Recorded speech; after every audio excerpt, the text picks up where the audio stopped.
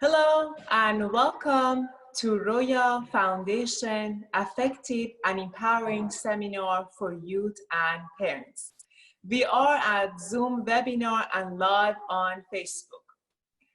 I am Pantea and thank you for spending part of your Sunday morning with us, and we hope you will enjoy our program. Today's seminar is divided to two sessions. First session is fun and engaging assessment for youth to understand and recognize their strength and weakness and utilize their strength to find their career path. Second session is about learning to perform better at exams by priming your brain and achieving your goals. There will be time for question and answers, and we would like to ask you to type in your question in Q&A, and we will do our best to get to all the questions. Before we start the program, I am pleased to announce that one of the latest projects of Roya Foundation is helping youth homeless students by buying them laptops and distributing them prior to start of school year. As you all may know, Roya Foundation is a nonprofit organization, and it relies on community support to accomplish its mission to globally help children medically, financially, and educationally. For more information and donation, please visit our website at royafoundation.org. In today's seminar, you will learn about effective ways to have a productive jump start to school. You will also learn about important information and tools which help you to become more successful in your future. Now, I'd like to introduce you to our guest speaker, who is a leadership coach, a DISC behavioral consultant, founder of the Center for Youth Leadership, and a board member at Roya Foundation, Miss Azita Alavi. Welcome, Azita Jan. Hi, Pantea June. Thank you for having me here today. Hello, dear friends, teachers, parents who are watching live, or those of you who will be joining us and watching the replay. Thank you for giving us some of your precious time today to grow and learn with us. So this session is for both for youth, for your teens, and for yourself, parents. So I'm so glad that you're here. As Pantea June said, my name is Azita Alavi, and I'm a certified leadership coach, speaker, and trainer. And I learned that the vast majority of people are not where they're desired to be, where they're supposed to be, not because they lack talent, potential, and ability, but because their mind is programmed to create the results they don't want to create. And so they really want to be successful, but unfortunately their beliefs and their awareness is controlling their results. So I've learned that, I'm just sharing my screen. So I was just saying that I've learned that the majority of people, they're not where they're supposed to be, is just because their awareness is not allowing them to be where they are, supposed to be, where they want to be. I learned that all of us have the potential to be and have and do much more in our life, a lot more. And I know that we all can be more successful. And where are we today? And what our results today is basically what is the level of our awareness and is not indicating our potential. But what we see is basically defined by the ceiling of our awareness. Our results will change and improve when we raise this ceiling of awareness. So the potential is unlimited. The potential is unlimited, but it's our awareness that is defining our results. So the more we gain the power of controlling our life and improving our results, the more we actually reach to defining how much we can have the potential in life. So if we don't see the results that we want to have in our life, we should not look outside, and we should not blame other people or circumstances, but we should actually look inside and blame basically ourselves. So the first thing we need to do, we need to learn who we are and find our strengths and our own weaknesses and our strengths. So we use them and we develop our strengths to become better and have a better life. So in my work as a leadership coach and trainer, I share practical and proven and effective tools and techniques that help us raise this awareness and help us interrupt the old habitual ways of thinking, meaning that getting rid of those limiting beliefs and replace them with new knowledge and habits that basically translate to effective action and desired result. And I'm here today to share with you some of the things that we all need to know so we can be, do, and have more in life.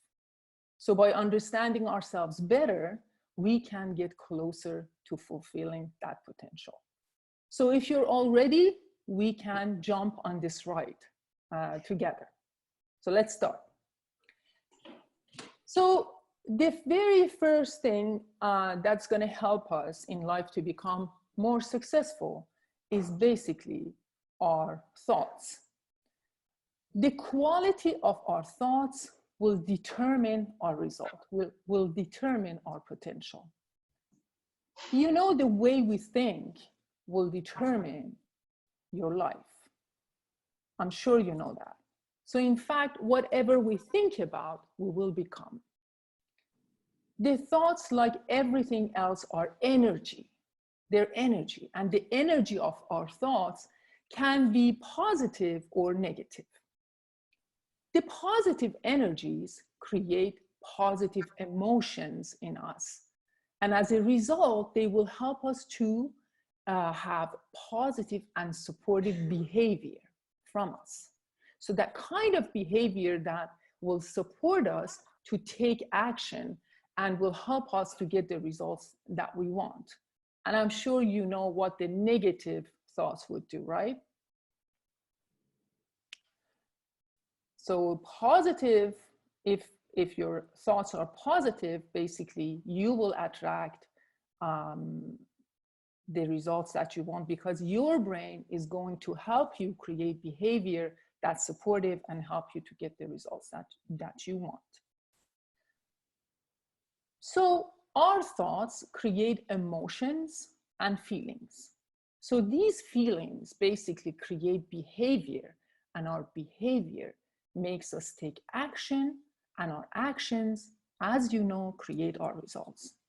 Now, I had a student who was really failing at math, and we started working together, and she told me she was not, her brain was not made for math, and whatever she was doing, she wasn't able to understand. She wouldn't get it. I knew I had to change her opinion first and help her to think differently about herself. As I was talking to her about the importance of her thoughts, we worked and practiced math together, and then she started getting better results and doing better. As her results changed, she became more motivated, and she started thinking differently about math and about herself. So as she worked harder and harder, she felt better about math, and that feeling helped her do more and work harder and get better marks. I'm not saying she's a mathematician today, but she is doing so much better. And she's getting pretty good grades. So the first step to having success in life is having positive and supportive thoughts about our own abilities. So my student was talking to herself very, very negatively, right? The result she was getting, well, basically was matching her awareness of the level of her awareness of her own abilities. So she was getting the results that she was expecting, right? And what she was thinking wasn't actually showing her potential in that.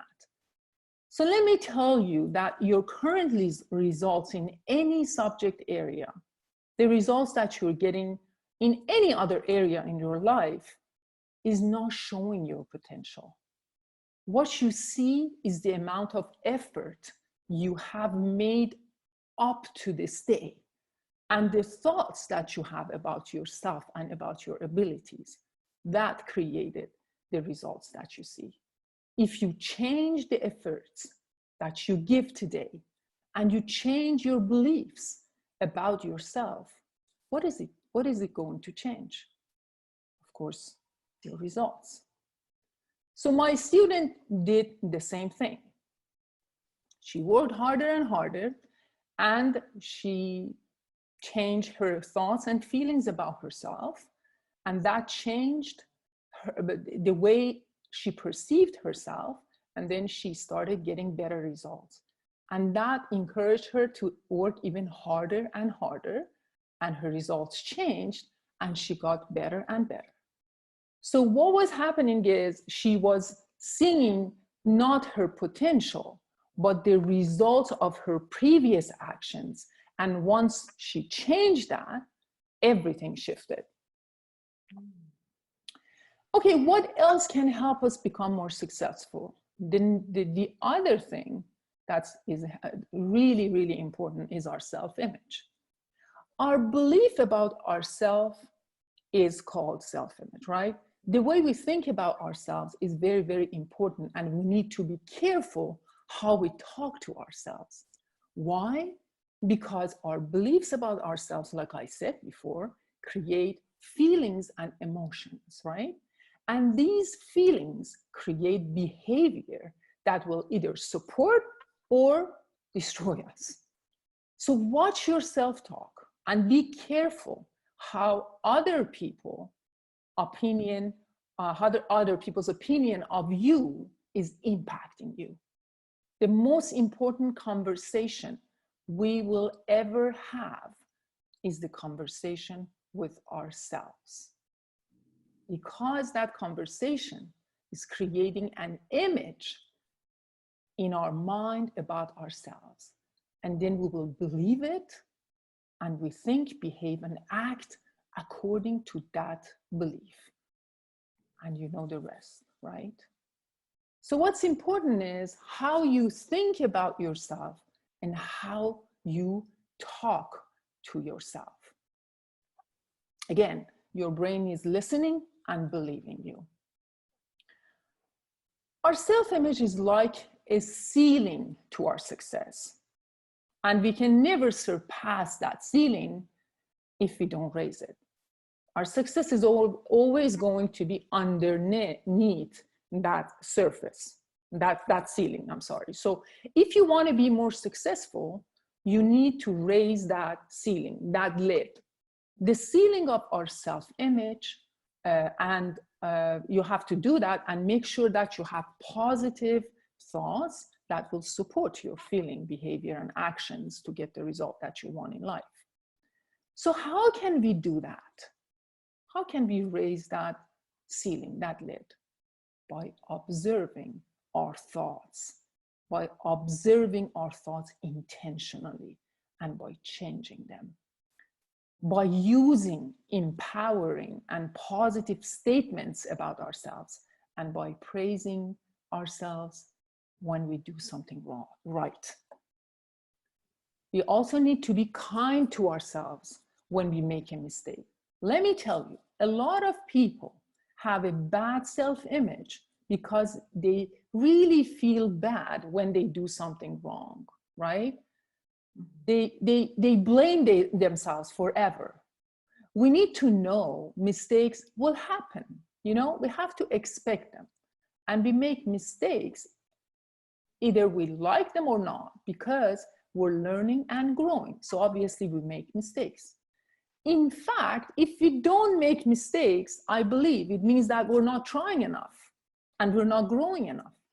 So the only time mistakes turn into failure is when we don't learn from them, right? If we don't evaluate our mistakes, we will fail, because that shows we don't learn from those valuable lessons, from those mistakes, and then we keep making the same mistakes over and over again and forever.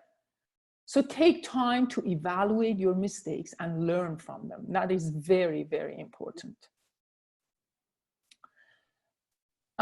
Now, the third thing that can really help us become successful is knowing ourselves, really understanding who we really are. So we need to understand, you know, what we really like, and we need to find out what are our really passions, and also knowing ourselves help us understand what our strengths are, what our weaknesses are.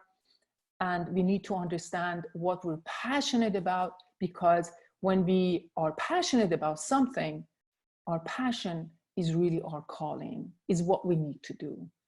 Because scientifically, it's proven that when we're passionate about something and we're good at something, that means that we are wired and structured. Our brain is structured that way. And so we need to pay attention to our strengths, what we're good at. So I want to talk to you about different personality types today and behavioral styles. We will learn today about each of these character and personality styles, and we'll learn about strengths and weaknesses of each of these types.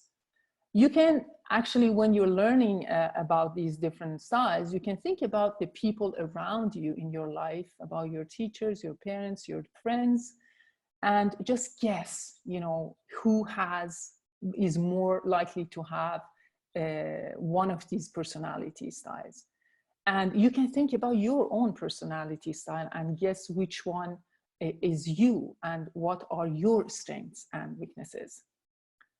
And if you want to do the assessment and find out for a fact who you are or your friends and family, and you want to do it, contact us and we will invite you to a session, and before school starts we can do that with you.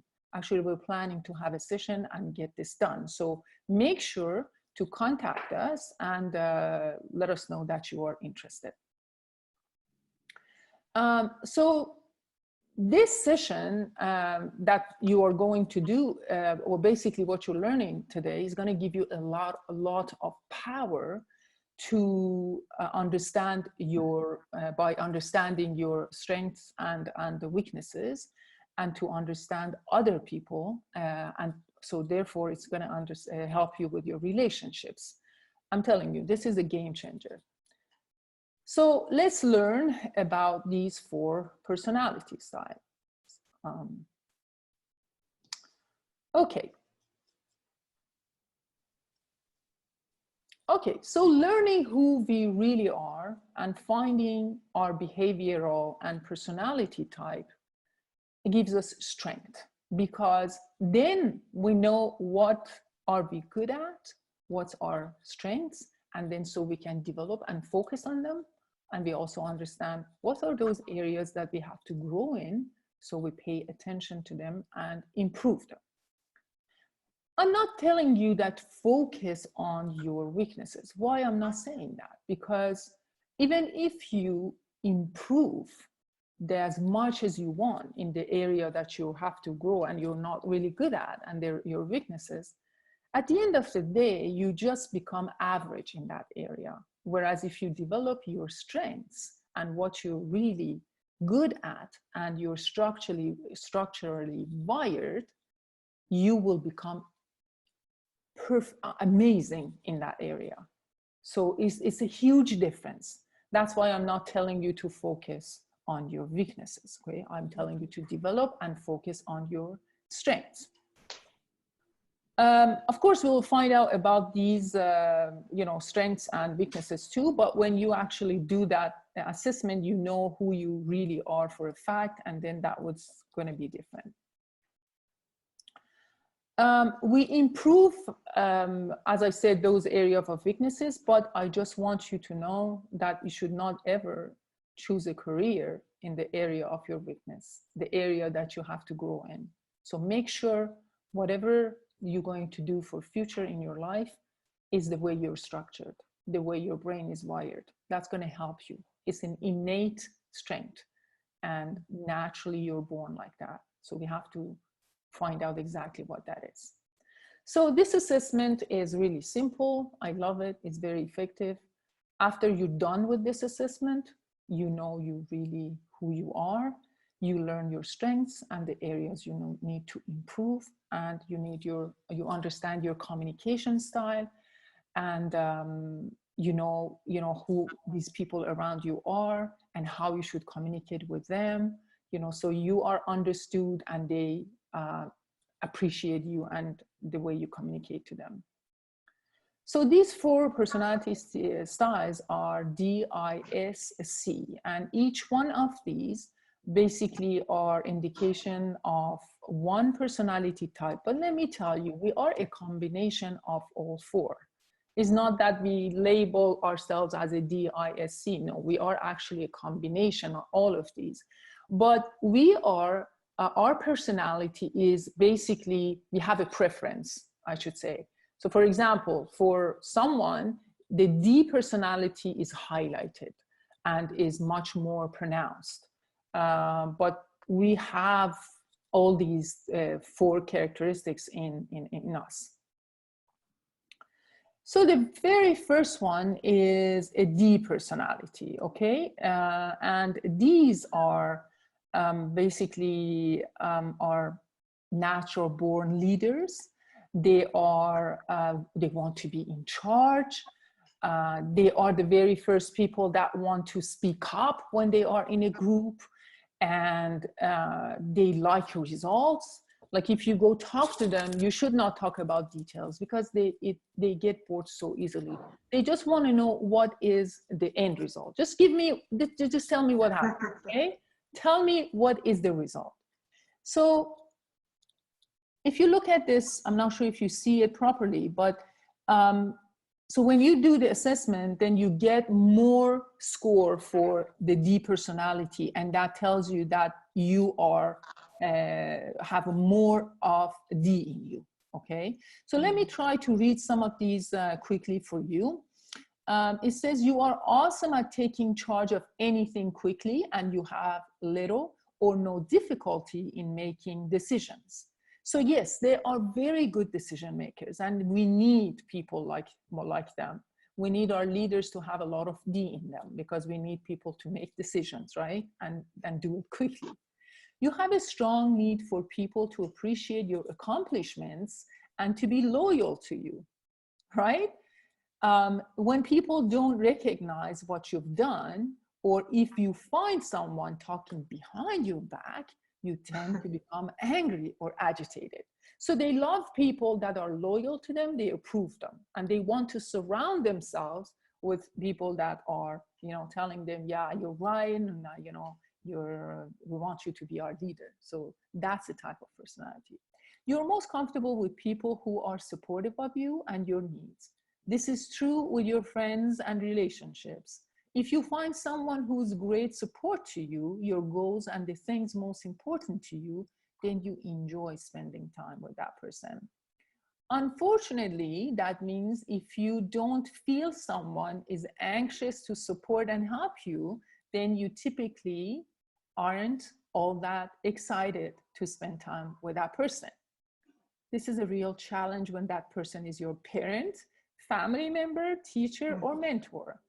To overcome this challenge, find ways to move around the problem and into a more solution-based relationships. So work on that area, right? Not everybody will agree with you. Not everybody will like what you're going to say. So you have to work on yourself and be more tolerant of people's feedback and opinions.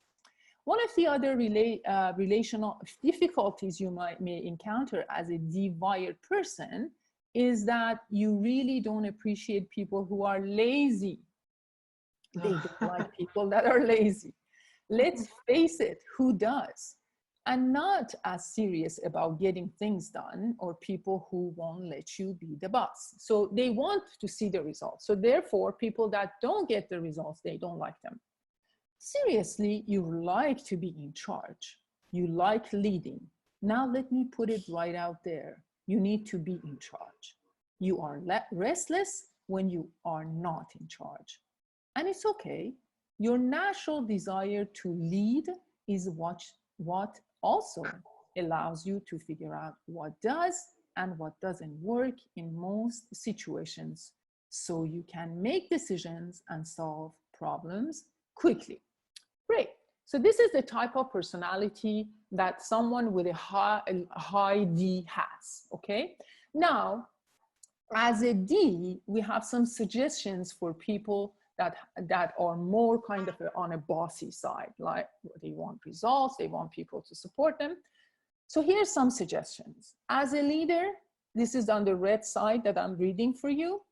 You have the natural ability to be in charge, and you can quickly figure out what does and what doesn't work, which is amazing because they are able to make decisions and make decisions fast, right? And usually they understand what's the good decision. Possible career paths. So you can be a judge, you can be a magistrate, you can be a sport coach, you can be a military officer, strategic advisor, school or hospital administrator. So these are just some suggestions. Doesn't mean that you have to choose one of these. But what is very obvious in all of these career options and suggestions is that you see that these people are kind of dominant characteristic, are dominant entity in the relationships they have. They are the one telling other people what to do. They're coaching, right? Military officers, strategic advisors. So they have a say and people are listening to them. So that's important, right? Now let's go to the next personality type. That's called an I. So if you are wired like an I, which we're looking at the page right now, that means that you are a fun person and people want to be around you and be your friend, and others really want to spend time with you because they have a lot of fun. So they're drawn to you, and because you are most of the time, you're a good storyteller, you are entertaining people, and you make them, people laugh and have fun. You bring a lot of positive energy to other people's lives, and you do it naturally. It just comes from your heart. That's how you structure your brain. That's how you are. It's an innate ability. You're not making any effort. It just comes naturally. And again, there are some suggestions for you for also future career options. So let's try to read this section very quickly. I hope that it's legible, it's readable here. Here's a quick overview of your personality style. You are awesome at speaking persuasively and creating enthusiasm. You have a strong need for people to recognize or approve of you. That's a problem. People with I personality, they don't like to be rejected. They want people to approve of them, kind of like the D, but they really get hurt when people don't approve of them, the I personalities, right? The Ds may not appreciate and put those people aside, but I's really become heartbroken. You have a strong need for people to recognize you. You seek to connect with people by feeling their approval. You're most comfortable with people who like you and enjoy your enthusiasm and zest for life. In relationships, you enjoy and seek out relationships that offer approval, acceptance, and attention. The problem is that not everyone enjoys or appreciates your fun, loving style. So there are some people you will seek approval from that will not give it easily or not give it at all.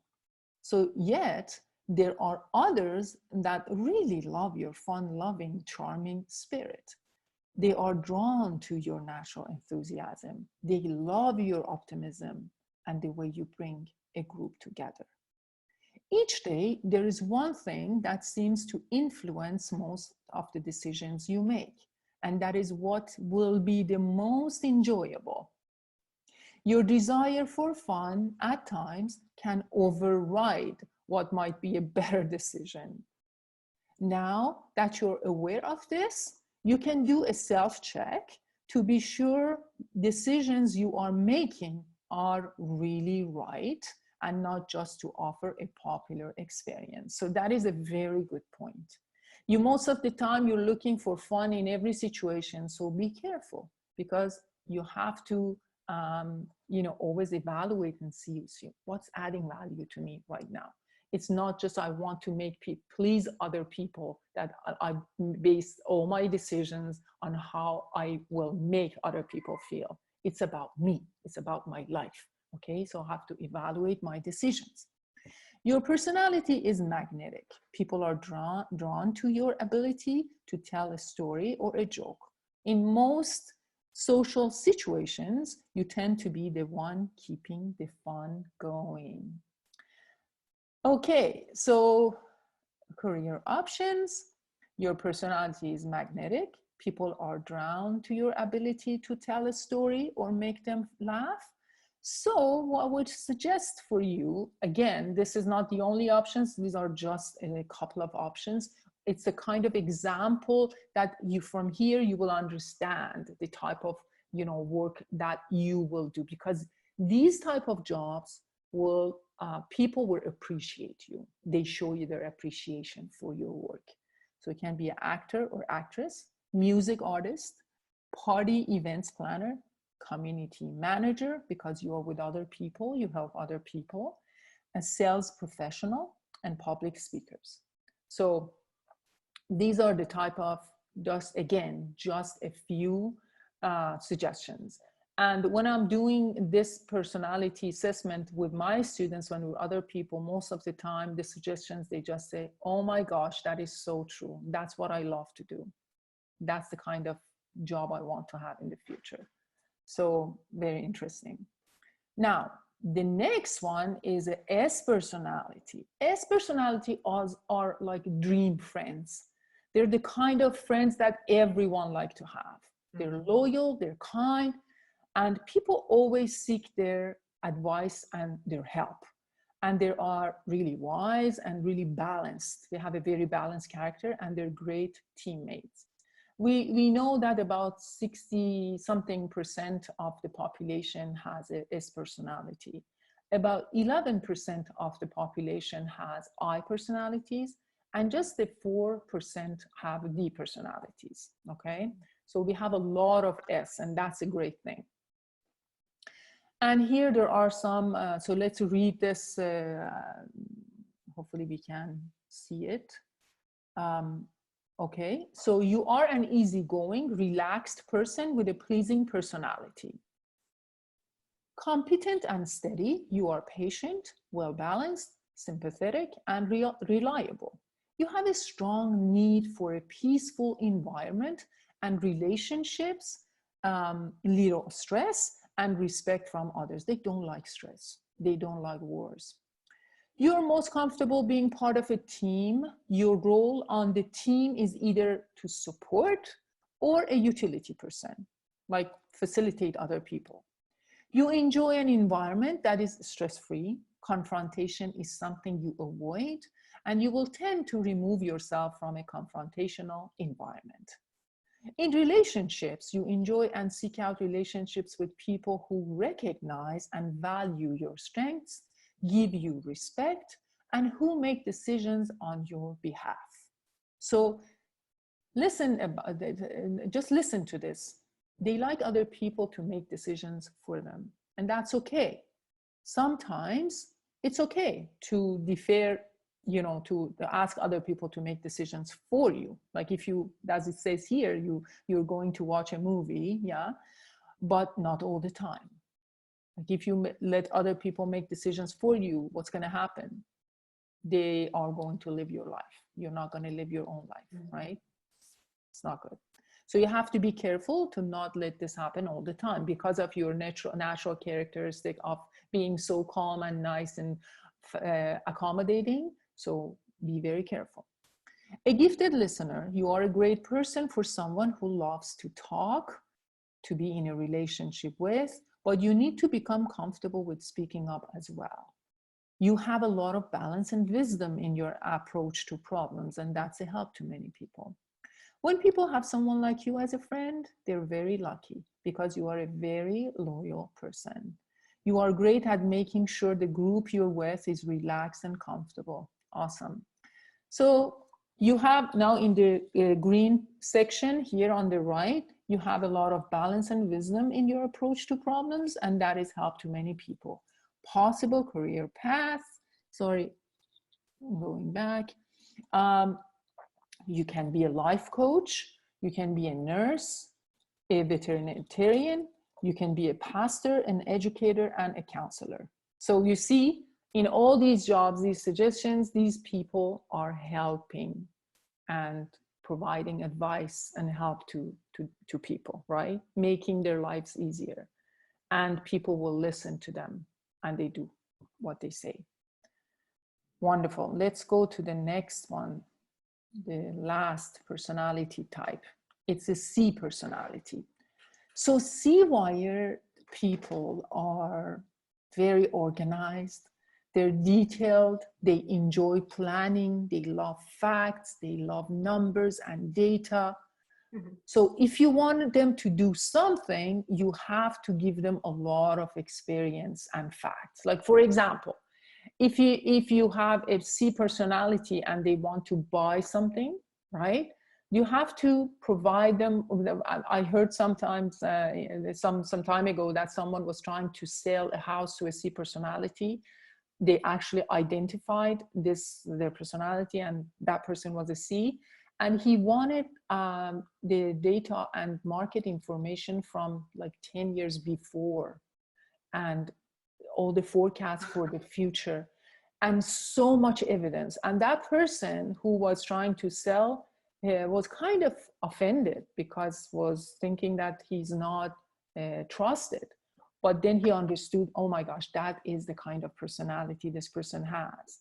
And is not about me, is not with the trust issue, it's just they need this information to make their decision. So that's how they're wired. And once you understand that people have these type of personalities and you understand how to communicate with them, which we're going to, in the future, we're going to talk about that, then you see you will not have an issue here. There is not going to be any misunderstanding. Here's a C personality, they're going to ask for facts and evidences, and I'm going to provide it. No problem, right? So if you have this type of personality style, can you think about some career path that you want to take in the future? I'm sure you can think about a lot, but that job needs precision and organization, and you have to be very detailed oriented, right? So let's quickly read about C's. You like to do research and are creative and orderly. You have a strong need for accuracy in everything you do. C-wired individuals are deep thinkers, serious, and idealistic. You are on time, conscientious, very organized, and you follow the rules. You're most comfortable being the details person. You excel at planning, explaining details, keeping financial records straight, and focusing on long-range goals. In relationships, you're comfortable with others who are also serious, intellectual, deep thinkers, but you're typically drawn to those with opposite wired styles that are more outgoing than you, such as people who are D-wired or I-wired. Remember, you're energized by time alone, so you want to be alone. So when you feel yourself being overwhelmed, it's okay to seek out some solitude. Like, it's okay to have personal time. One challenge you may find in relationships is the fact that you are so scheduled and regimented that you actually have to force yourself to be spontaneous. Being naturally thrifty, your conflicts in a relationship can also come about as a result of a differing view about money and finances. That's good to know. So people with C personality usually are thrifting. They don't want to spend money. You would rather save, and that is a wonderful focus. To live debt-free is a gift to yourself and your peace of mind. So it's not a bad thing, right? It's not a bad thing at all. You can be very, not stingy, but you can be calculate and be careful how you spend your money, and you save your money so you never have debt in life. So C's are comfortable with in their blue section and prefer details. You excel at planning and organizing, and you're focused on long-range goals. Awesome. Okay. So possible career paths would be software developer, of course, accountants, yes, lawyers, scientists, computer engineers, and financial analysts, right? So these are, again, some suggestions. Anything that you can use this level of accuracy and organization that you have, and love for details. That's going to really benefit you if you choose a job in that area, if you are someone like that. So, all these different personalities are wonderful. They're different. None of them is better than the other. As you know, all of them are needed. Now let's have a look at the other pages now to learn about, what are the strengths and weaknesses in each of these personalities. If you are a D personality, right, you, when you're thinking about a career, always look for something that will provide you with room to grow. That is very important because you are an ambitious person. You want people to follow you. So make sure that job will give that to you. There is room to grow in that job. You like challenges, but take the good and positive challenges, because sometimes the personalities are just love the action, love the challenge. So make sure that you evaluate those decisions and make sure this is a good challenge, is a positive challenge, right? And so now let's take a look at these strengths and growth areas. So D-wired strengths, as you see, they are born leaders, they're dynamic, they're decisive, they're goal-oriented, they seek practical solutions, they're activators, they lead and organize, and they excel in emergencies. That's awesome, because in case of an emergency, we need people that make decisions, right? And make decisions fast. So we need these, we need a lot of these, we need leaders to have these, a lot of these in them, because they're goal-oriented and they always look for practical solutions. Okay, what are the areas they have to grow in? Basically, we don't like to call them weaknesses, but basically that's what they are. These are the areas that they have to pay attention and improve. Realize others may be right too, right? Because it's not just you that always say the right thing. Other people they also have the right to say what they want to say, and they might be right too. So lead and don't push. Don't push, don't lead by force.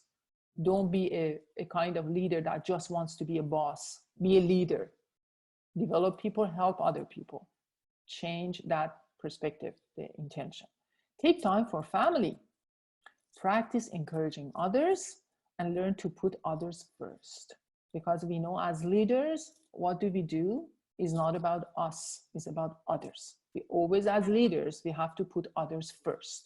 And if you are a leader, you are a born leader, you are a deep personalities, this is the first thing you have to take into consideration. It's not about you, it's about others.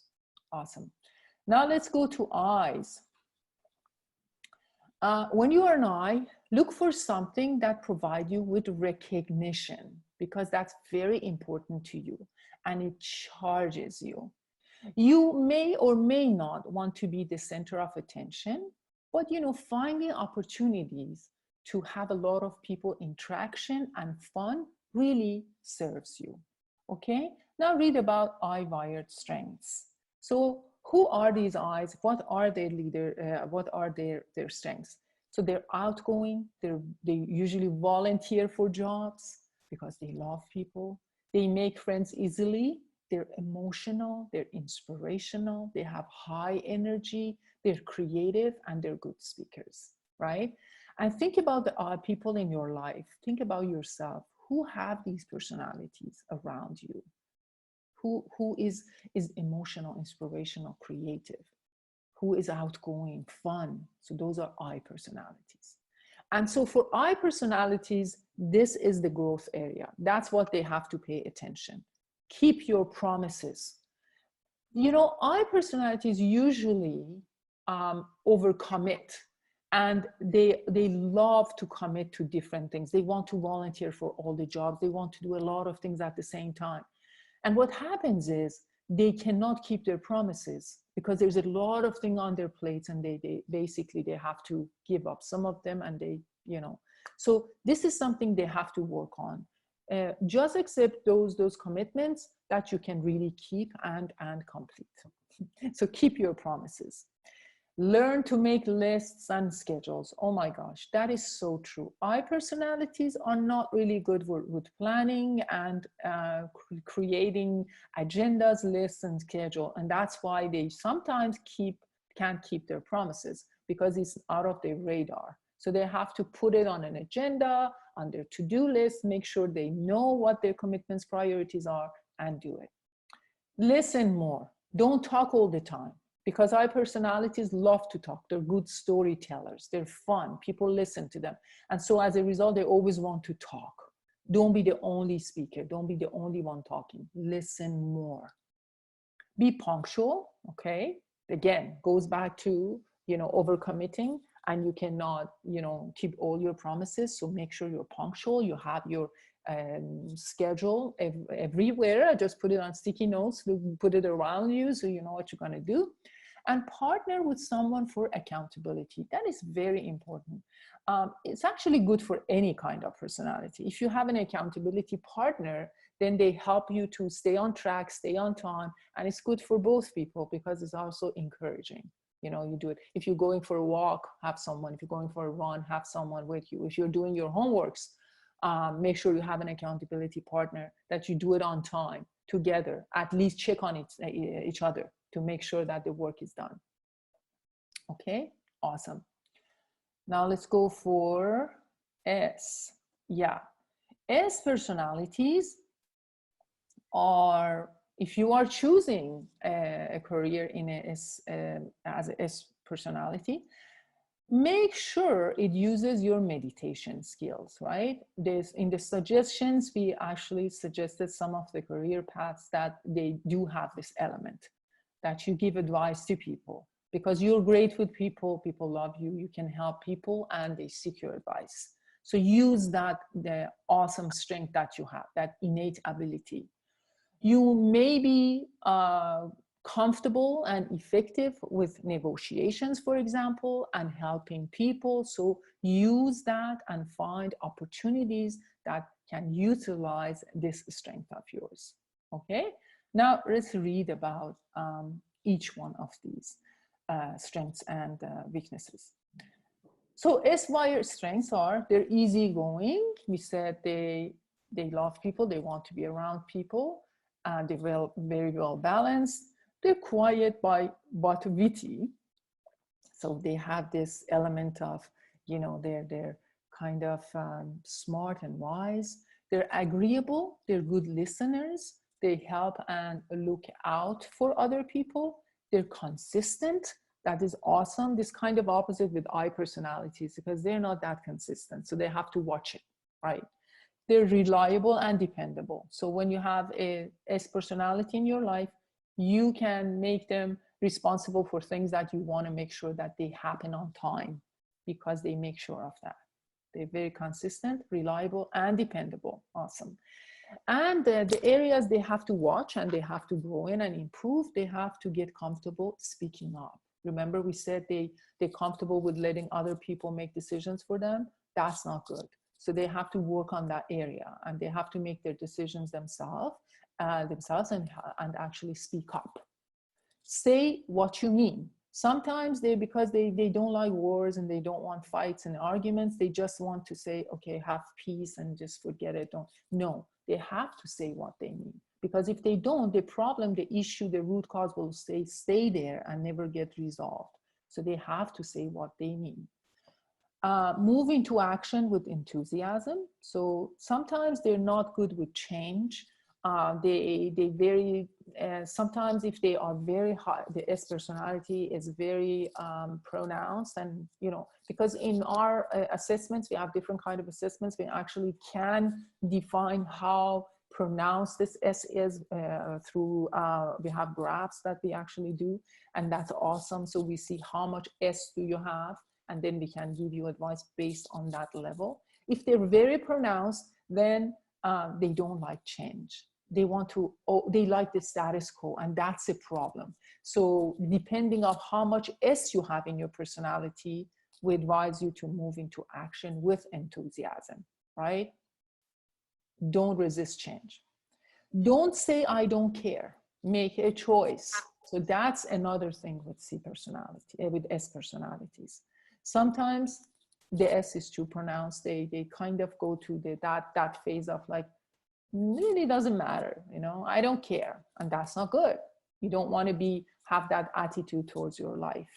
You want to be enthusiastic, and you want to make decisions, and you want to be accountable for your life. Learn to take action to cure worry.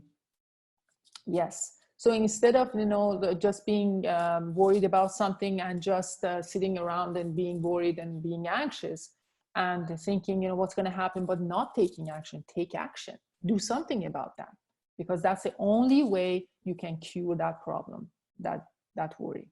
Okay? Wonderful. Let's go to the next one. C personalities.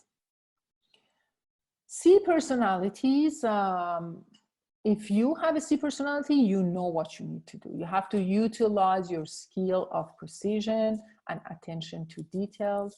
You are naturally detail oriented, and so you want to do something that you can utilize this amazing ability, okay? Like a computer scientist, accountant, lawyer, all of that. Now, let's read about their strengths. They're analytical and logical. They're neat and organized. It's so true. They're creative. My daughter has a lot of C in her. She's just amazing. She's analytical, logical, neat and organized, creative, conscientious. She seeks perfection. She's detail-oriented. She's a very deep thinker, and she easily sees problems and errors. That's so true about her. So these are their strengths. Now about the areas that they have to improve and be careful. It's like they seek out the positive always. Okay, they have to not be negative, because they're they're perfectionists, and so they sometimes look on the negative sides more than the positives. So they have to seek out the positive. They have to think about, their self-talk should be positive. Okay, they have to accept others who are not perfect, because guess what, no one is perfect. And if you're looking for people that are perfect because you think everything should be perfect, you're not going to have that, and you always suffer in life. So accept people that are not like you. Learn to be more realistic at times, okay? Because they're idealistic, very, very thinking about, again, everything has to be perfect. So they learn to be more down to earth and more realistic. They learn to encourage others and yourself. So they have to be like positive thinkers. They have a positive self-talk with themselves, and they have to speak up more because they like quiet and solitude. So they need to speak up more, and they need to basically improve their communication skills. So they, to make friends and be with other people as well. Important. Okay. Now, I want you to all write this email address because I want you guys to make sure to send us a request to be joined in our assessment. We want you to do this assessment. And so we want you to basically send us a request for being added to the session for this assessment. So here, I want to leave you with some action plan and final thoughts, okay? If you want to create a bright future, and if you want to achieve your goals and beautiful dreams, we have a 3-step action plan that I want you to do and remember. So dream big. I want you to dream big. Like, think about what you want and don't let that to escape from you. Always keep it in the back of your mind. This is what I want. That is my dream. Never forget your dream, okay? You need to know what you really love to do and have a plan of attack or plan of action, okay? So you have to have a short-term and long-term plan for achieving that whatever that you love. You need to think about the kind of lifestyles that you want to have in life. These are all important. And you want to take action, right? You have to work hard. You need to be ready to sacrifice when you have to. What do I mean by that? I mean, sacrifice the TV time, the game, the social media, going outside, spending time on things that are not your priority. If you have a goal, if you have a dream, you need to do that. And you need to know what your strengths and your weaknesses are. You have to develop your strengths. That's very important. That's what's going to help you to reach your potential. This will help you to have, and do more in life and reach your goals. And the last one, the 3rd point, which is very important, don't hesitate to get help if you need it, okay? We always need to get help from other people. I have many mentors and coaches in my life. I am a mentor and a coach myself, right? You need those who are better than you, who have achieved more than you. And you need to follow those people that are living the kind of life that you want to have. So always make sure to get help. Don't hesitate, right? So remember this website, centerforyouthleadership.com, which we are going to again put in the chat. So in this website, we have a lot of information, blogs and things that can help you on your path of reaching your potential. So we want you to remember. And now, Pantea John, thank you so much. I think we're gonna just stop here, as you said, and in the next session, we're gonna talk about brain stress and anxiety, and especially academic stress, and how to manage and use stress to be better at school. So we will come back soon. Thank you, Azita John, again. This was very informative and engaging. We will be back after a short 3 minutes break. Stay with us.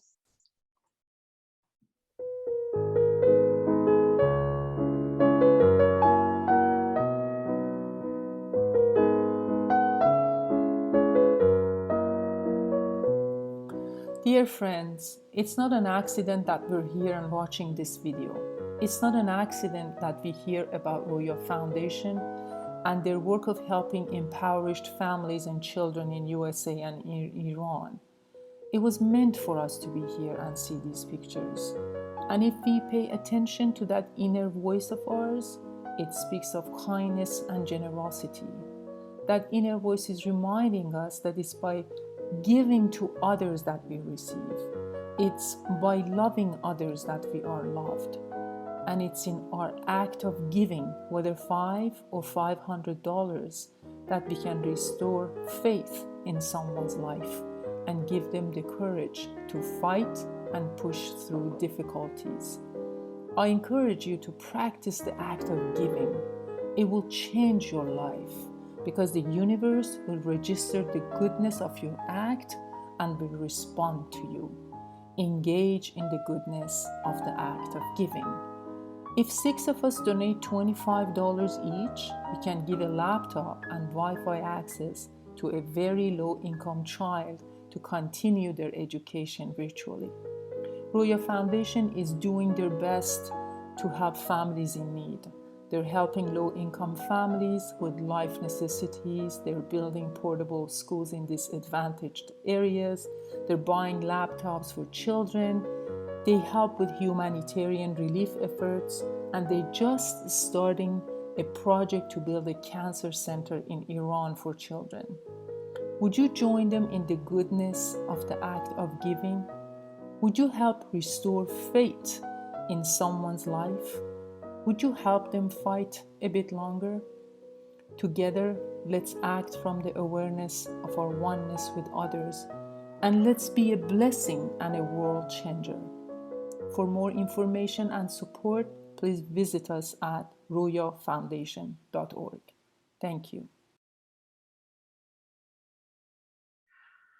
For those of you who's just joined our program, this is Roya Foundation, a special seminar to empower youth with Ms. Azita Alavi, leadership coach, founder of the Center of Youth Leadership, a DISC behavioral consultant, and a board member at Roya Foundation.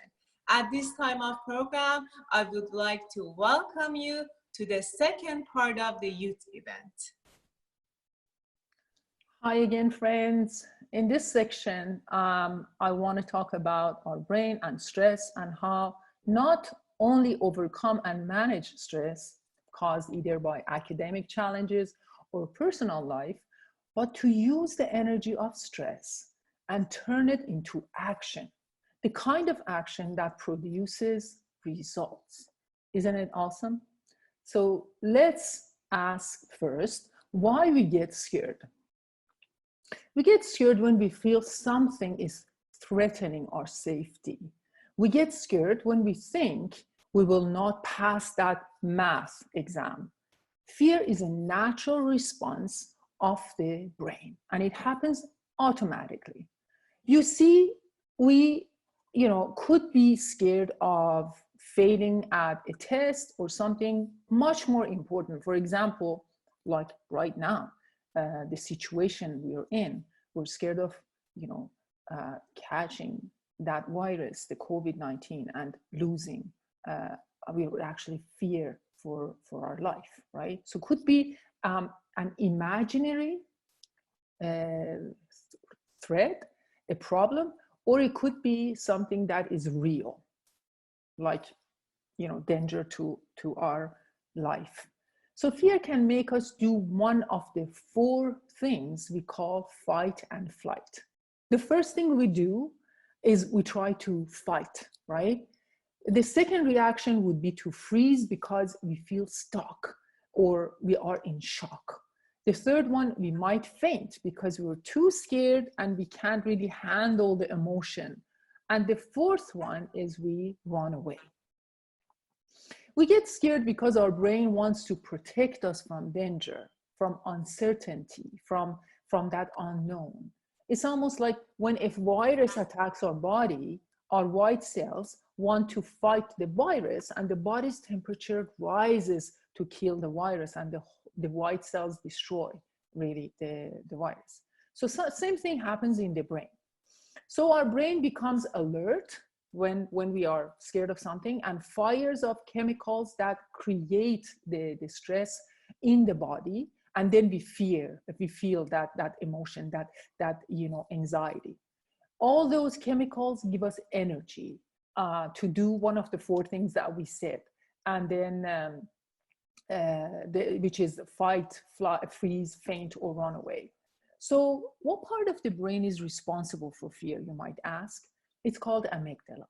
Amygdala is that part of the brain that's responsible for fear. Our amygdala senses potential and real danger. See, I said potential because it could be imaginary, not even true.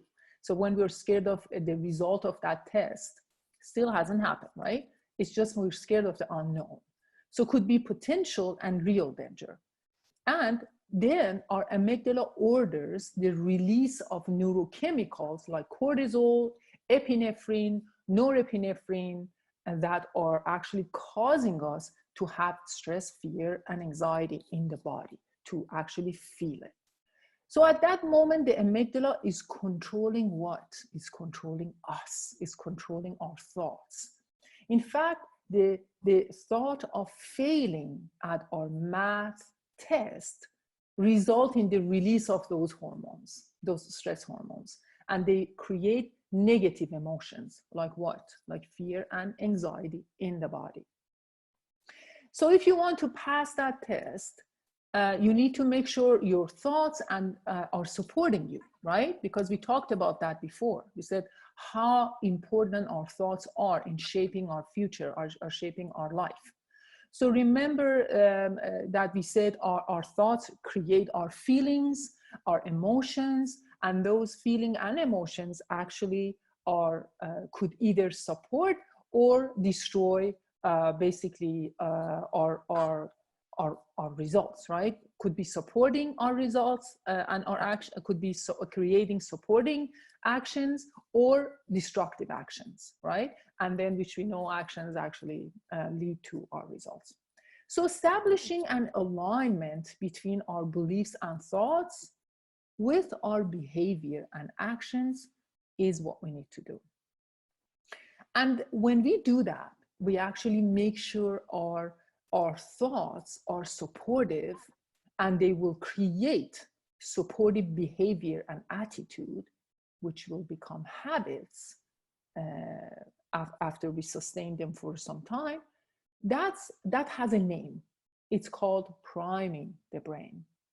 So the tips we're learning in this animation video, which is coming after when I'm done, will teach us how to calm the amygdala and how to prime the brain. And you really want to be here and watching this.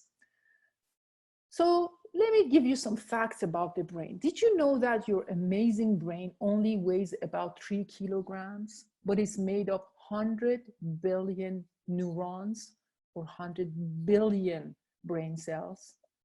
Our brain actually wasn't always this complicated, and it has evolved over the years. First, we had the primitive brain, which was the primitive people basically just needed to keep safe and hunt. So they had this brain which we called reptilian brain. So it was very simple.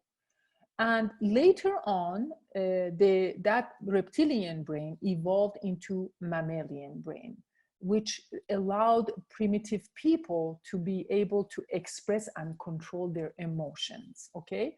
So it was still not that complicated like today. And finally, in the last millennia, actually, the new part of the brain was developed, which we call it the frontal lobe. And the frontal lobe basically is the most advanced part of the brain, and it's the decision-making part of the brain. Basically, the frontal lobe is the CEO of our brain. It's responsible for our focus and concentration and allows us to intentionally make decisions, to think, okay? So frontal lobe actually, as I said, is responsible for making decisions, and can help us to change our beliefs and thoughts. Basically, the frontal lobe is responsible for priming the brain, right? So now I want you to just think about, do you know what your thoughts are made of? our thoughts are made of energy, right? And they are actually neural connections in the brain. So every thought actually exists in the brain. It's not just like it's something imaginary. No, it has a place, physical space in the brain, and there are neural connections. When we think about something, we're actually creating neural connections in the brain. Our brain has another section also, which is called the subconscious mind. And one of the reasons that we don't like to, we're scared and we don't like to make any changes in our life, and usually we resist change, most of us, is because our brain not only wants to save us from danger, but also wants to save us, save energy. And that's our brain is stingy, really doesn't want to spend energy and wants to save it, right? So instead of every time really making decisions and spending tons of energy, and our brain really prefers to go to a storage. That storage is the subconscious mind. And in that storage, we have our experiences, past experiences, our memories, and all of that, they are actually stored in the subconscious mind. So brain wants to go there and just pick up one experience, one memory, one belief, and then use it for us when we are making decisions. And that's called autopilot, right? So once our brain wants to be on autopilot. So most of the time, the many things we do during the day, we're not thinking about them, right? We're brushing our teeth, we eat, we do a lot of things we do. Even the thoughts we think, they are not coming from the frontal lobe. The brain is not really making any decision. It's just using the decisions that we already made in the past and just using them as a default. Now, listen to this. Our subconscious mind is our storage, right? And is responsible for 97% of what we do. That's huge. 97% of what we do is coming from our subconscious mind. Is responsible for the way we think, for the way we behave, and it processes over, listen to this, 400 billion bits of information per second. So you see, if you really want to do well at that math test, but you're scared, that means your subconscious mind is not in alignment with the decision-making part of the brain, your frontal lobe, right?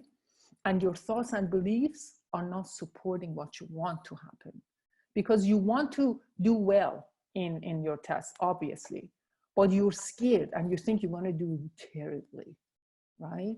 So there is not an alignment between the two parts of the brain, which need to work side by side to help us.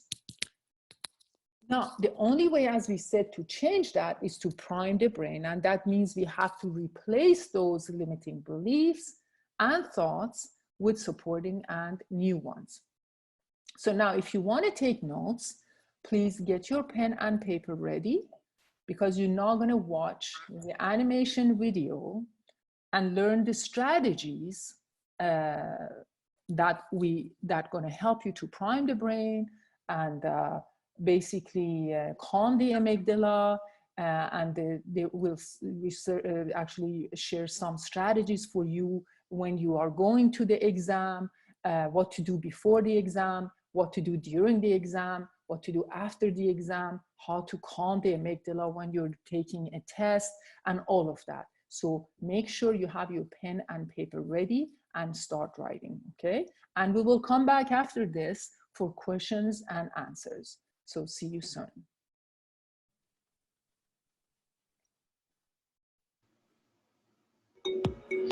Hello, friend.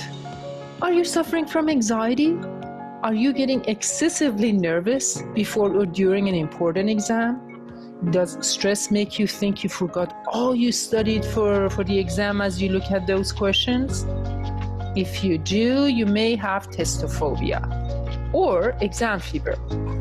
Did you know that Albert Einstein suffered from exam fever Or Winston Churchill only managed to write his name when he was going for an entrance exam? Hi, my name is Azita, and I'm so glad you're here. I teach leadership and executive functioning skills.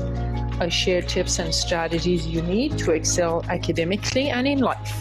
When I was in high school, I skipped my math exams by pretending to be unwell, and let me confess that I still have bad dreams about failing or arriving late to my exams. So why are we scared of exams? And why some of us are more scared than others? Let's think about this for a second. Fear is an emotion, and it can be caused by a real threat, like being chased by a lion in the middle of the forest, or it could be an imaginary one, like the fear of failing at our exam. Test anxiety is really the result of the fear of failing at school, and it can create a lot of complicated and troubling emotional setbacks in a student's psyches. You might know the rate of anxiety and depression among youth is rising, but let us first talk about one thing we all need to be aware of, and that's the fact that a teen's brain is not fully developed to perform a lot of things we as adults can do. So what I'm saying is that this part of the brain called the frontal lobe is fully developed later in life, usually in young adulthood. The frontal lobe is the decision-making part of the brain, and it's responsible for executive functioning skills. Executive functioning skills are skills like time management, organizational skills, and planning. The problem in these areas are often labeled as laziness or lack of interest, whereas really, in fact, the challenges in these areas in youth are mostly caused by the immaturity of frontal lobe. I'm sure you've heard how athletes prepare for their games. They know they need to be in top shape mentally and physically to perform at their best. So they use brain tricks to stay mentally focused and motivated to perform. This is called priming the brain. So how can we prime our brain? Well, before we jump in, let's think about the following questions for a minute. So does our habits and routines have anything to do with stress and anxiety? Can multitasking increase stress and anxiety? Do you think media, TV, and other social media outlets contribute to fear-based thoughts?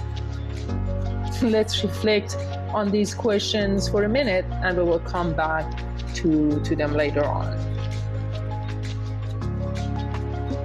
If we are stressed and anxious, there is something going on in our mind that's causing it. So what we want to do is to get rid of those stressful thoughts and replace them with beliefs that can actually help us, not scare us. We need to know that stress is really the leading cause of 90% of diseases. So going back to my previous two questions, multitasking is a big mistake because it causes confusion, lack of focus, and ultimately stress and poor performance. Also, media outlets are bombarding us with bad and negative news. So we need to really minimize the screen time to a very minimum. So how do we know we're stressed? We need to know the symptoms of stress. So fear and anxiety can show in our attitude and actions, and they can manifest in the form of nervousness, fidgeting, lack of focus, nausea, sweaty hands, sleepiness, nosebleed, anger, memory blocks, and more. It's very important to explain that anxiety and stress is only in the mind, and it doesn't exist. We create stress with our thoughts. We are what we think about. So the first step is to accept this as a fact. There are 3 areas in the brain that are involved in creating our thoughts and concerns and also creating stress. These 3 parts are the prefrontal cortex, the hippocampus, and the amygdala. The prefrontal cortex is the rational mind. The hippocampus stores our memories and emotions, and the amygdala is sending the stress responses to the body. So here's what happens. When we think negative thoughts, the prefrontal cortex is where we initiate the thought and rationalize it. Sometimes the past memories are creating negative thoughts and stress, and that's the hippocampus. When we feel there is a real and tangible threat and we need to protect ourselves, our amygdala is at work. In any case, the stress caused by our thoughts or memories trigger the amygdala. So this is why a negative and scary thought or a bad memory or seeing a lion in our 10 feet can make our palms sweaty, make our heart racing, and we want to run. Imagine we're trying to take a test, we're going for an interview, you have a deadline, or whatever that is. We're activating the fear center of the brain, the amygdala. The fear center of the brain will then release neurochemicals like cortisol, epinephrine, or norepinephrine. This rush of neurochemicals in our bloodstream creates a huge amount of energy that we use to freeze, run away, fight, or faint. You see, it's good to have these reactions in the body to defend ourselves in case of real danger. But 90% of the time, it's just an imagined and false alarm, which has devastating effects in the mind and body. So what do we need to do? What tools and techniques would help us? How can we prime our brain? Number one thing we can do is to be positive. When we start seeing life and events from a positive stance, we stop complaining and worrying about little things. As a result, we save a lot of mental energy, and we can spend that energy on what's important and will become more creative and productive. So here's what we can do to stop the flow of those negative thoughts and turn them into positive. Write your negative thoughts for 2 or 3 days in a diary. Turn all those negative statements into positive statements. Example, I'm not ready for the exam into I'm ready for this exam and I will rock it. It's an awful day into I'm going to have an amazing day and good things are happening in my life today. Practice this process every time you notice you had a negative thought. It's by practice only that we can replace a bad habit into a useful habit. Try to control your thoughts like an observer watching them. Take a distance from yourself and try to observe yourself thinking these negative thoughts. Then gently put that thought aside. Literally watch yourself putting it aside and choose a thought that is positive and uplifting at this moment, something that makes you feel good. Remember, you can do this and you can control what happens in your mind. Number 2, relax the mind and body. To relax ourselves, the first thing to do, as we just said, is to observe and assess thoughts and emotions. We can talk to someone we trust and seek help. We can take some time off from the work we're doing and go back to it later if possible. We can do some physical activity to bring some oxygen to the brain and muscles and release some dopamine or happiness hormones. Third is visualization. This is my favorite technique and it really works. Visualizing a result we want over and over again builds cells of recognition in our memory bank. And it's the most important step to have what we want. In fact, it will help us to consciously focus on what we want in our mind, and by doing that, every cell in the body vibrates and resonates with everything that's harmony with the frequency of what we want, both on a physical and non-physical level. It will move us toward the frequency of what we want. This is how the image we create in our mind will be manifested, because this image becomes fixed and automatic in the brain.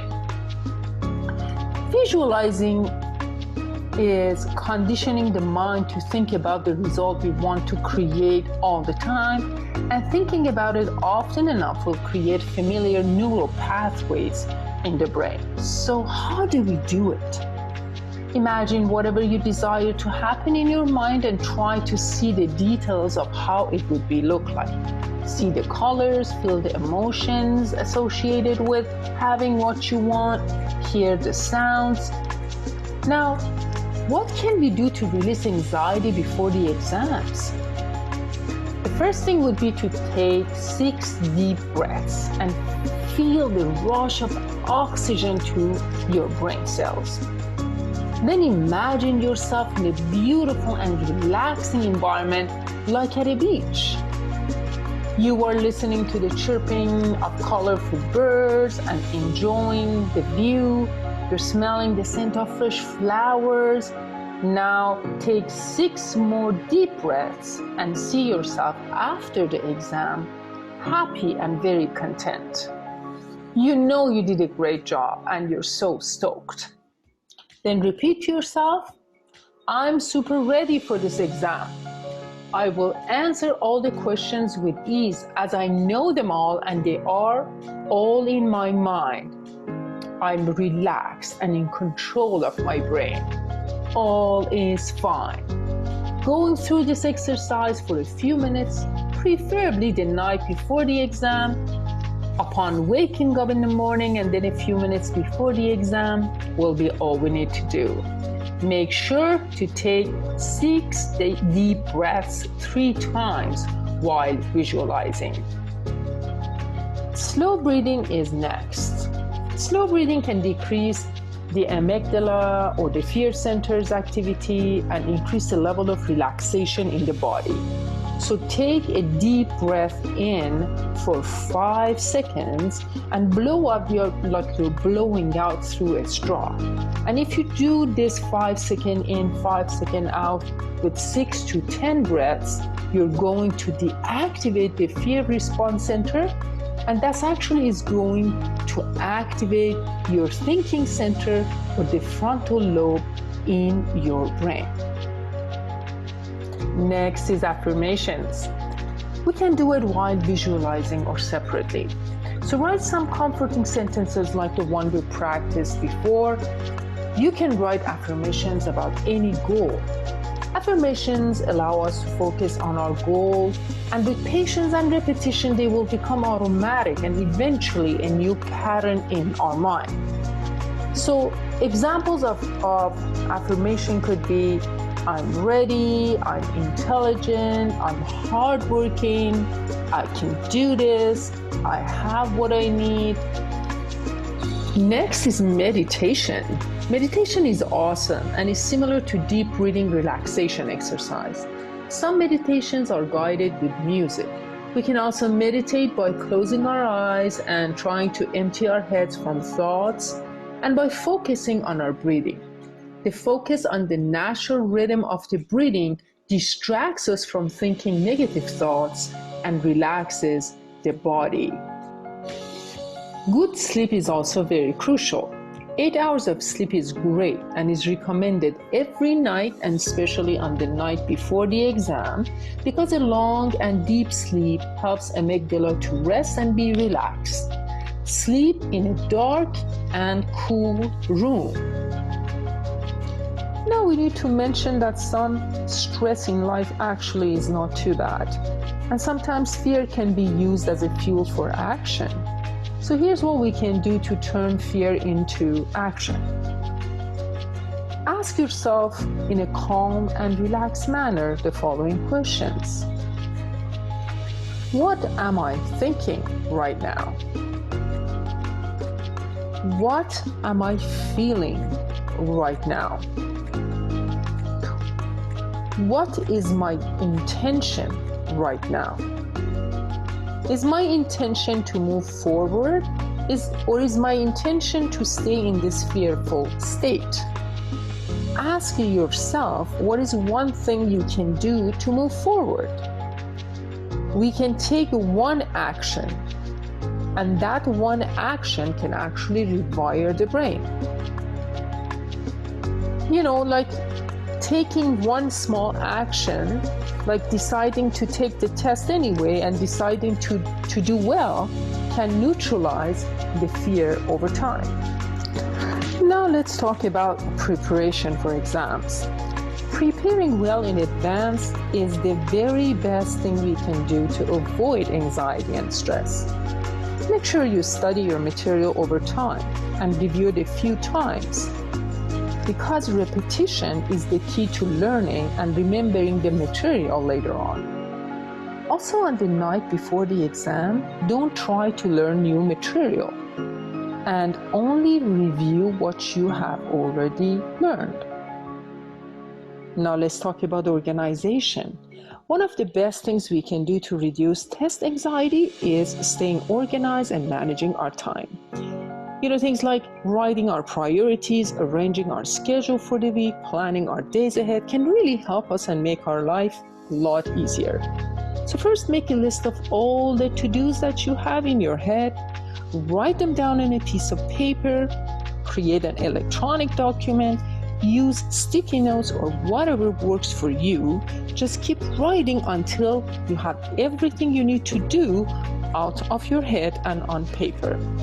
Then choose the 3 most important tasks from your list and put those tasks on your schedule. Then do those 3 tasks and repeat until every task is complete. On the day of the exam, when you get the test material, the first thing you need to do, if there are any formulas, outline, dates, or anything that you have learned and don't want to forget, write them down somewhere on the top, at the margins, or back of the paper. This way, they're going to be there and don't bother you anymore. Next, take 4 deep breaths and read the directions carefully. Make sure to underline and highlight keywords so you know what to do. One thing you really have to remember is to divide up your time to the number of questions and also leave some time for the review. Do that at the beginning and make sure you're tracking your time. Stay positive and answer as many questions as you can, and even guess for those you're not sure, unless you'll be penalized for wrong answers. Sometimes teachers give some credit for partially correct answers. Stretch if you need to, and don't forget the positive self-talk like I can do this and all is fine. Don't forget to review your answers. Try not to change answers for multiple questions unless you know for a fact that you made a mistake, because most of the time, the first answer is the right answer. And after you receive your results, remember to evaluate what you have done right and wrong. Use this information to relearn and review what you have missed in the exam so you be ready and do better in the next test. And be happy that you're learning and growing, as this is the real reason for you taking the test. In the next videos, we will talk about the tools we need to build success in life. You will love it, I promise. Stay with me. See you in the next videos. To your success.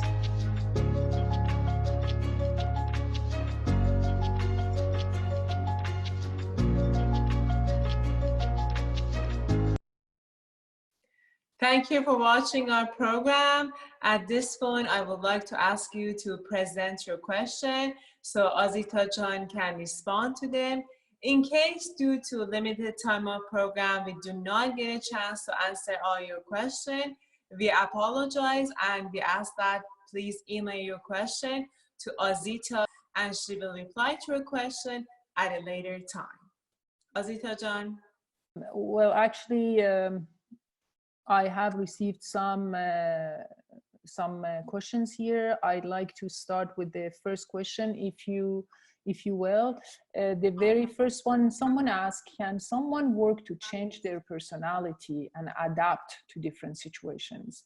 So the question is, why do we want to change their personality? Do this person mean that they want to work on the areas that they need to improve, or they want to completely change the personality? For example, we talked about 4 different personalities, and we said all of these 4 are actually needed and they're perfect. So we also talked about the areas of strengths and areas that we need to improve. If you mean that you want to improve the areas in your personality type that need to be improved, then absolutely you can. So we talked about, for example, the problem, and we said in the presentation how we can actually define and change it. So for example, if you are a S personality, we said because they're very pacifist and they are people that don't like arguments, they usually agree to other people and they make help them, they're okay with other people making decisions for them. So that's an area for improvement, right? We said, don't be like that. Have a voice and talk about what you really mean and what you really think. So it's okay to be someone who wants to be kind to other people and help other people, but it's not good if you are ignoring your own opinion and yourself, because that's your life and you have to be the one controlling your life. So in terms of changing your personality, I don't think there is a need for changing your personality, but I believe there is an absolute need for improving the areas that you have to improve and grow in. And the other point is, in each personality type, we have areas of strength that are absolutely amazing. And I want people to understand that if they want to choose a career, if they want to do anything in life to stand out, is to utilize those strengths. Because again, scientifically, it's proven that when you are working in the area of your passion, and the area that you're good at, you're always going to excel in that area. Whereas if you want to work in the area that you don't have any talent for, you become average. So that's the reality. So in terms of changing personality, again, there is something that happens over time. We might have, as I said, we have different personalities in each person. Each of us have 4 different personalities in us, but one of them is more accentuated, is more pronounced. And but over time, these variations and these levels could change. So in some period of my time, I might be more an I, and then eventually by improving on the areas that I have to basically improve, I might be more of on probably a D side, who knows? So these changes and varies over time because we are growing and we are changing. And adapting to different situations, absolutely. You can always adapt to situations by understanding, if you're talking to someone who's a D personality, now you know how a D personality thinks and how they want to be communicated. Again, this assessment needs to be done formally, then I can explain to you some nuances and some things that you need to know. So if you are going to join us for the assessment, you're going to greatly benefit from it. It's a life changer. I mean, it is a life changer because then you understand who you really are, who other people are, and then you can guess different personalities. So imagine there's going to be a lot of misunderstanding that is not going to happen anymore, which used to happen in the workplace, at school, all of these things, because now you can guess different personalities and now you know how to communicate with them. I hope I answered your question. The next question, what do I do if others want to push my self-image down? Great question.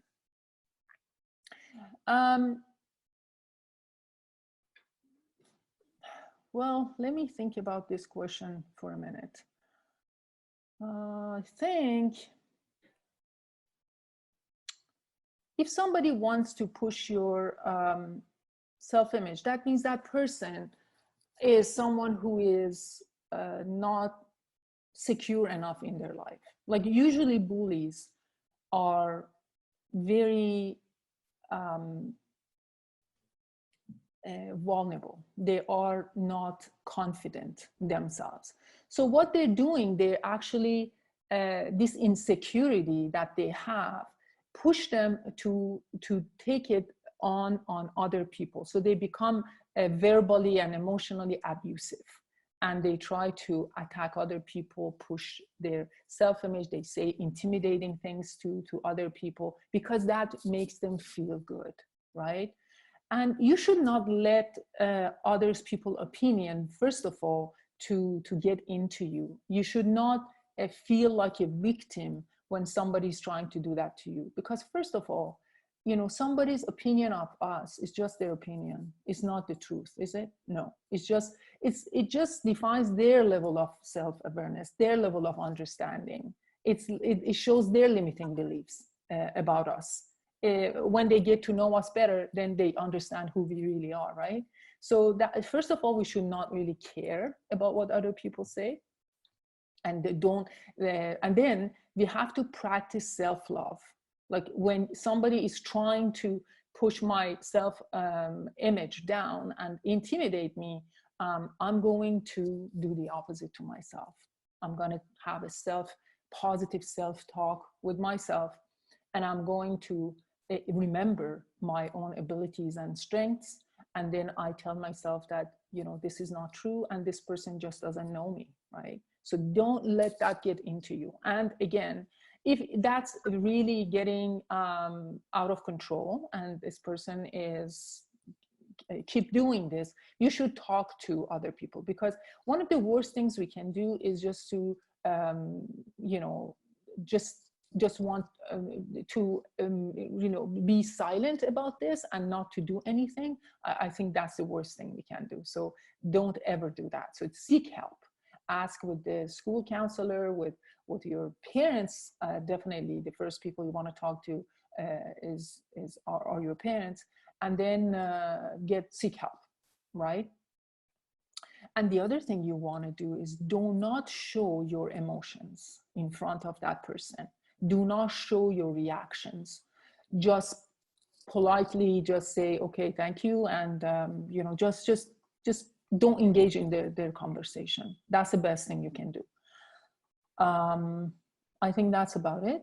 And I hope that you understand your value and you know who you really are. And by understanding who you really are and understanding your strengths and really you're becoming self-aware of who you really are, you gain control. So that's what you should do.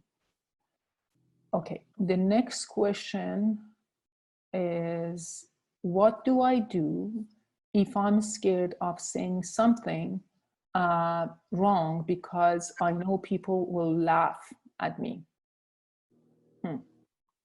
Great question.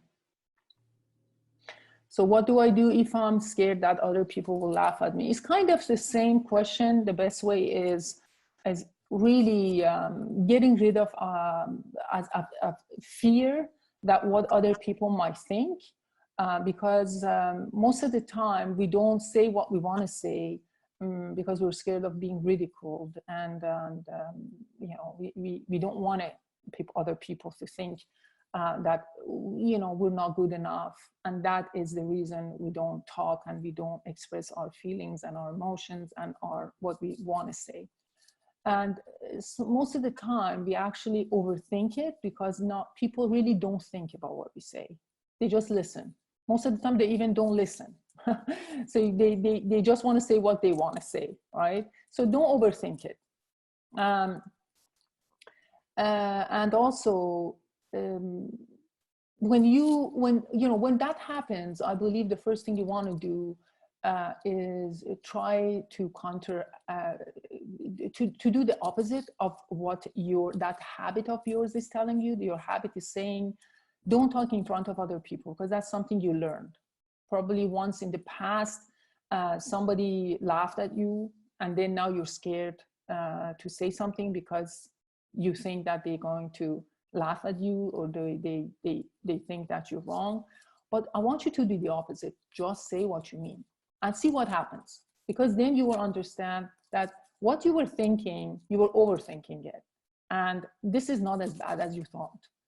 And when the second time the opportunity rises, do the same thing again. Do it many, many times. And what happens is your brain will register, will find the courage. And every time that situation comes, you will be talking and you will expressing. And then this fear will disappear because you're not feeding it anymore, okay? So I hope that I answered your question. Pantea John, we have more questions. There is another. I think we have time for 3 more questions, Azita John. Okay. What is the difference between motivated and being mindful? Great question. Okay.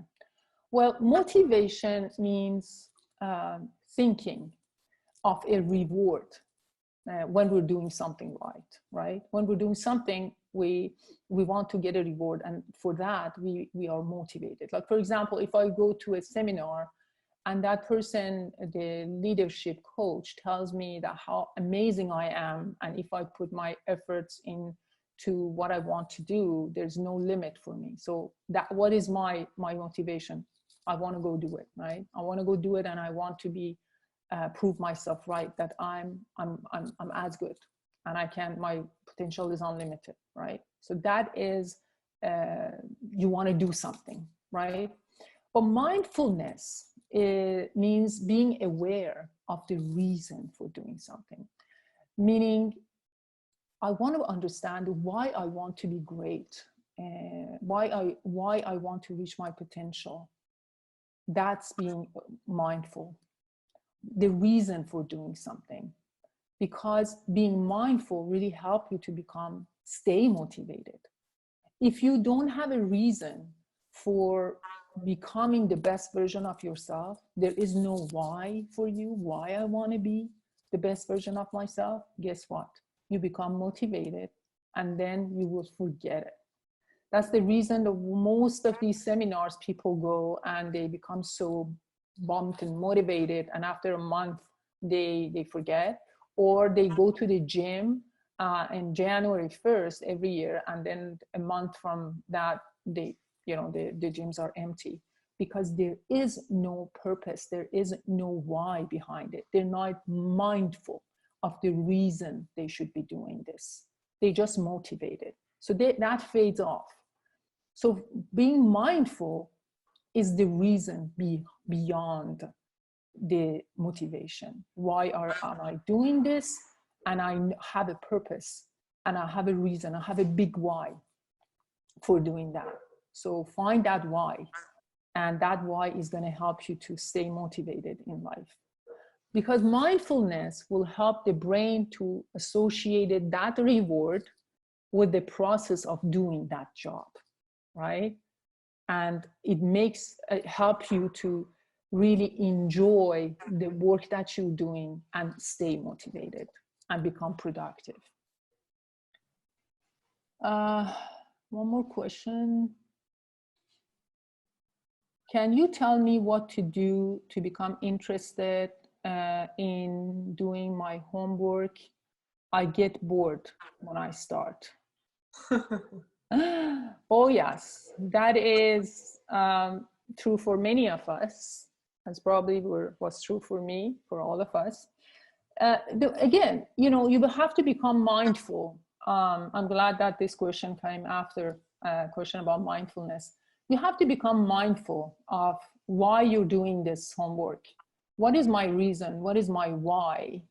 Am I doing this just because I want to, waste my time? Or what is the reason for doing this and getting better in that subject area, right?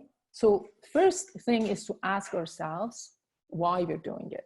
The second thing would be to ask ourselves, why are we getting bored?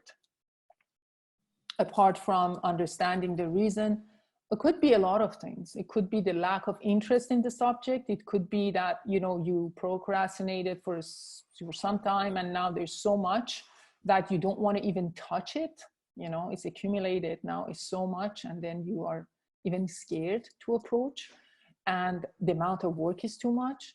And you know, there's other reasons. So I want you to do this. I want you to write down all the reasons that might be the cause.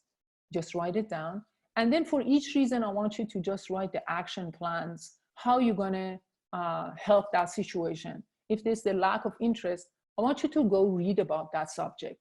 What is this subject area? Is math, it's physics. What is the applicable side of that subject, that science in life?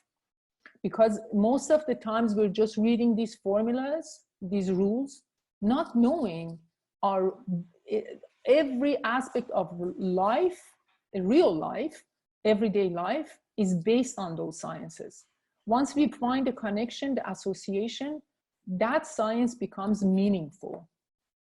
You know, when I'm teaching physics to my students, I tell them, see, look at this formula, and let's talk about the real application of that in our real life. And then they start appreciating it. They say, oh my gosh, yes. And I tell them, the next time you throw the ball up right there and we tell you there is a potential energy there, I want you to actually be able to use that formula and understand that you can actually find the distance, you can find the amount of energy, you can find a lot of elements that are in that formula. So that changed the perspective.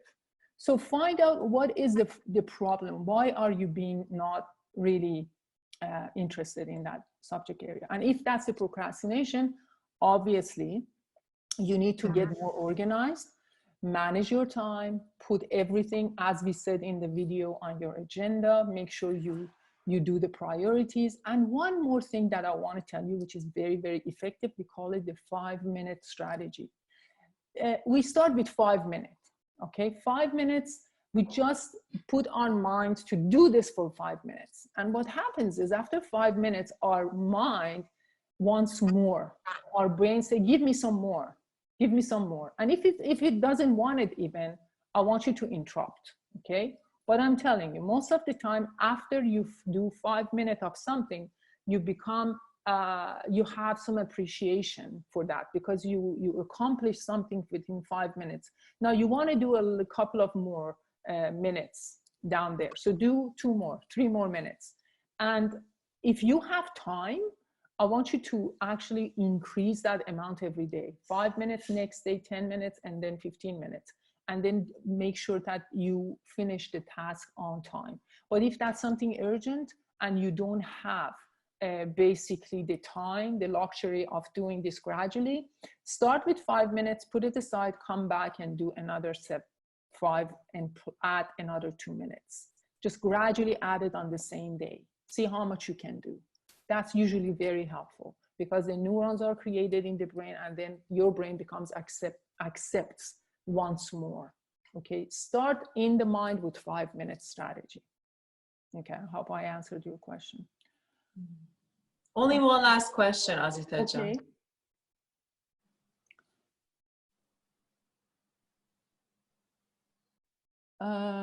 How do I approach someone who thinks they're always right? Fantastic question. Yeah, you see, we talked about depersonalities, remember? We said that they usually think they're right, and they are usually the ones that want to answer all the questions, and they want people that you tell them that you're right. So they want to surround themselves with people that tell them that you're right. So what would be your approach with those people? First, the recognition of the personality type is everything, right? When you have a boss, let's say, that is a depersonality, what did we say about depersonalities? We said they don't like details, they want the end result, they like people that are loyal, they want to be the decision maker, right? And that's how they are made. That's this part of the brain which is very strong, where they want to make the decisions all the time. The frontal lobe is so active. You cannot change them. They can work on their own personality and help themselves by growing in the areas that they need to grow, but you can't change them. So that's the first thing we need to acknowledge. So don't try to change them. So when you are talking to somebody with that personality type, don't get into fight with them. Don't try to prove them wrong, because the result is not good, right? Listen and then acknowledge what they're saying, and then ask them to be heard. Ask them to be heard. And usually they will allow that. They will give you that permission. When you're going to them, if you are a C personality, you know, you love details, don't bring all the details to that type of personality. They don't have the patience to hear you. So go with the end result. Tell them, here's the facts, and that's the answers. And then they really appreciate that. Okay, so don't tire them with so much details and all this happened and background information and so many things. So, and don't do something behind their back. Like if you have someone in your life with this type of personality, make sure you never say anything behind their back, because they cannot forgive you. This is how they wire. And they want people to be loyal. At least if you're not loyal, you don't accept them, don't say anything behind their back. Just try to be respectful to these type of personalities. And there is a lot of other things you can do. There is a huge list that we actually, unfortunately, we don't have the time to do it today. But if you really want to understand your personality and the personality of the people in your life, we do this assessment for adults, and that's amazing. So it tells you exactly who you are, who the people in your life are, and then you have 31 pages of strategy how to deal with these type of personalities, and you can actually customize your approach to people in your life. And the way you talk to people, the way you communicate to them, is the way they want to receive the information, not the way you know, because we only know one way to communicate, and that's the way we actually communicate and know to communicate. That's our own style. If I'm an I personality, I only know to communicate as an I. And that's a terrible idea if I'm an I to go to a D and start making them laugh, because they don't want to laugh. They want results, right? So that's a terrible idea. So what I have to do, I have to understand who that person is, and I have to adjust my communication style to their communication style and go talk to them. So that's what you're going to learn, to how to do that. There are a lot of things that you can do. Thank you, Azita John. Thank you for all the questions. We apologize, we are running out of time. Please email your question, and Azita John will reply to your question at a later time. Before we end our program, on behalf of Roya Foundation, we would like to thank you for joining us. It was a pleasure having you all with us. We would like to thank you, Azita John, for this informative and engaging seminar. Thank you to our technical director. Thank you all the board members. We look forward to having you in our future events. For more information and support, please visit us at royafoundation.org. Your support will help us to achieve our goals and fulfill our mission to globally assist children. Have a great rest of the day, and hope to see you in our future event. Thank you and goodbye.